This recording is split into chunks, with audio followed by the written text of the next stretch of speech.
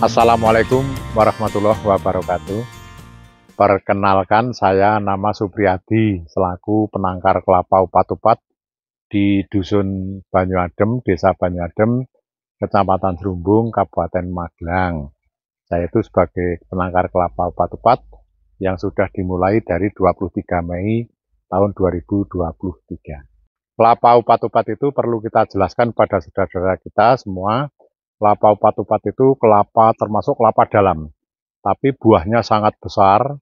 Jadi nanti bisa kita lihatkan gambarnya, buahnya sangat besar. Tandanannya itu lebih dari 15, jadi tandanannya itu ada yang sampai 22. Jadi kelapa upat-upat ini sekali lagi kita terangkan, itu bukan kelapa genjah tapi kelapa dalam, tapi buahnya besar, dagingnya tebal dan buahnya lebat. Jadi keistimewaannya itu, dan kelapa upat-upat itu mempunyai ciri ada gambar pengapit itu 4. Jadi kelapa upat-upat itu pasti berbuah di atas 16. Jadi upat itu 4. Jadi ada gambar 4 di sampingnya. Ya. Kelapa upat-upat itu menurut standar Departemen Pertanian itu beratnya harus 1.550 gram. Tapi setelah diteliti di lapangan seperti ini, kita mengambil acak, itu beratnya itu bisa 2 kilo lebih. Jadi sampai 2,7 kilo. Jadi kalau cuma memenuhi standar Dinas Pertanian, itu sangat mudah. Insya Allah 100% masuk. Tapi untuk di lapangannya itu pasti di atas 2 kilo. Jadi kelapa upat-upat itu nanti akan kita demokan atau kita perlihatkan, yang dagingnya itu di atas 800 gram sampai 1.050 gram itu ada. Tapi nanti kelapa lokal itu hanya 360 gram. Itu perbedaannya antara lokal dan upat-upat. Kelapa upat-upat itu apabila pencahayaannya cukup, jadi jarak tanamnya itu cukup, itu akan berbuah di usia 4 tahun 3 bulan. 4 tahun 3 bulan itu sudah mulai berbuah. Jadi nanti ada gambarnya, beberapa gambar yang menggambarkan usia kelapa sekian itu. Tapi nanti bisa dilihat yang sudah 6 tahun itu buahnya sudah bagus, sudah lebat. Tapi yang 5 tahun sudah mulai ada kelapa mudanya. Jadi kita ulang sekali lagi, kelapa upat-upat itu termasuk kelapa dalam, berbuahnya itu 4,5 tahun sampai 5 tahun, dan yang boleh disiarkan di YouTube itu hanya berbuah 135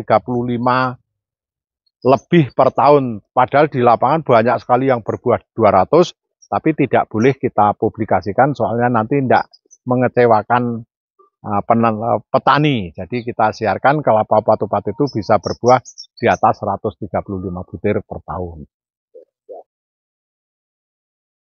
Kita itu banyak sekali tamu dari luar Jawa ya, Sumatera, seluruh Sumatera, Kalimantan, seluruh Kalimantan, dan Sulawesi itu sebagian, Maluku itu udah banyak. Yang namanya pembibitan itu dianggap bonafit. Bonafit atau terpercaya itu kita harus menyediakan sedikitnya 20.000. Jadi ini bapak-bapak bisa diperiksa, kita itu punya 4 pembibitan. Yang pertama di sini, yang kedua di 300 meter yang akan datang, lalu di belakang rumah saya.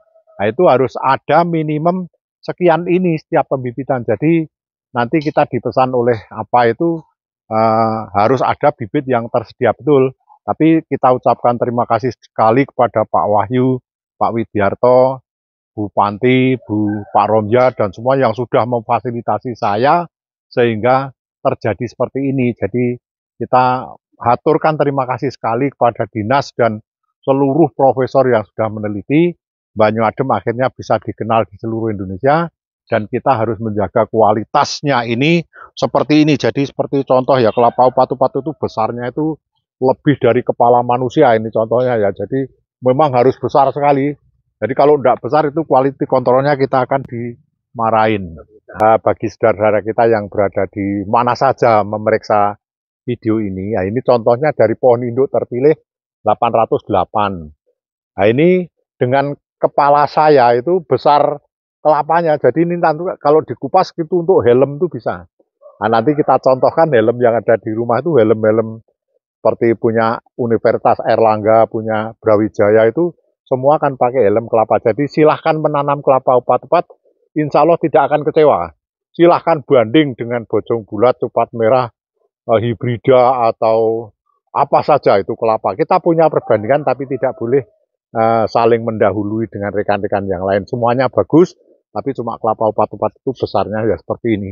Nah, jadi nanti bisa dilihat nomor sekian itu mengeluarkan ini sekarang mulai 30 April 2025 ini harus sudah diikuti dengan nomor PIT-nya atau pohon penghasil tingginya. Jadi kita harus tidak boleh sembarangan, jadi nomornya dipetik dari nomor berapa, tanggal berapa, nah itu nanti tumbuh nomor berapa, dari BSPP akan memeriksa, dan ini akan kita contohkan nanti kelapa yang gagal tumbuh itu diameternya seperti apa, itu akan kita contohkan, jadi kita objektif, kalau baik ya katakan baik, kalau belum baik ya silahkan dikritik.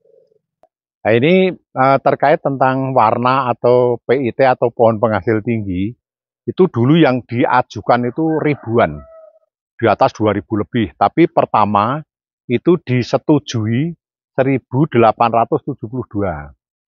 Tapi setelah pelepasan yang di Jakarta itu, kita dikasih sisa 1560. Nah, itu yang dicoret atau yang tidak masuk di dalam buku pelepasan itu, yang warnanya merah.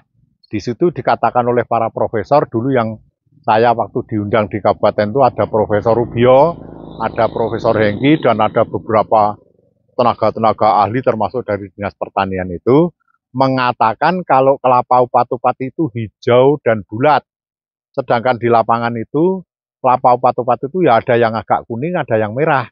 Tapi berhubung sudah terlanjur ditulis kelapa upat-upat itu berwarna hijau dan bulat, yang merah dan yang kuning itu dicoret, tidak menjadi kelapa upat-upat. Tapi ternyata setelah di lapangan itu banyak sekali perusahaan-perusahaan yang minta kelapa upat-upat itu yang khusus merah.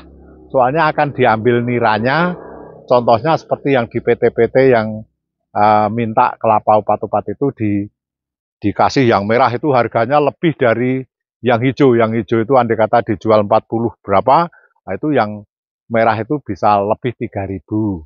Dan ini apalagi ya yang menjadi itu ya kita mendapat pelepasan itu dari pohon 6000 lebih yang diseleksi tinggal 1872. Produksi benihnya sampai sekarang ini andai kata nanti Dinas Pertanian itu sudah bisa mengeluarkan labelnya, sampai hari ini kita sudah ada pesanan lebih dari 15.000.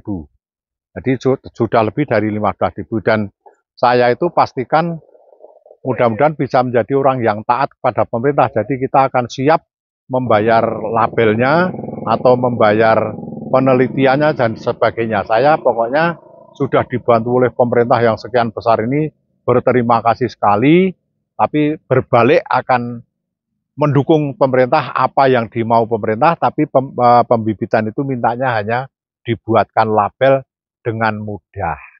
Mengenai kelapa ini banyak yang bertanya tentang butiran, tapi berhubung kelapa upat-upat itu daya tumbuhnya itu sulit. Kalau di musim seperti ini ya, Juni sampai September itu daya tumbuhnya hanya 47%. Jadi menurut kata profesor tidak direkomendasikan untuk menjual butiran. Jadi kita jualnya pasti harus sudah tumbuh atau sudah tunas. Jadi akan kita layani dengan tumbuh tunas supaya petani tidak rugi. Jadi kerugian ada di penangkar. Jadi nanti silahkan Bapak magang atau melihat cara pembuat pembibitan.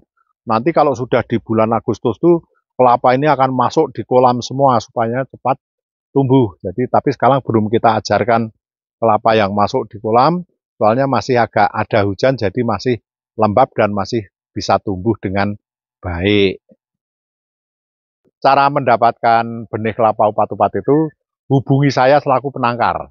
Jadi kalau kebutuhannya banyak itu order sampai 3 bulan. Tapi kalau kebutuhannya itu hanya di bawah 100, itu bisa kita penuhi langsung. Soalnya kita per kuartal itu menyediakan 4.600 itu, yang 600 itu tiap bulan kita jual ecer untuk memenuhi konsumen, yang 4.000 untuk perusahaan. Jadi silahkan order ke saya lewat nomor saya, nanti akan kita tulis di situ. Nah itu nanti akan kita layani di seluruh Jawa, tapi ongkirnya bila sedikit itu agak mahal, soalnya kita menggunakan jasa ongkos kirim itu pakai Indah Kargo atau pakai JNT atau pakai JNE dan lain sebagainya.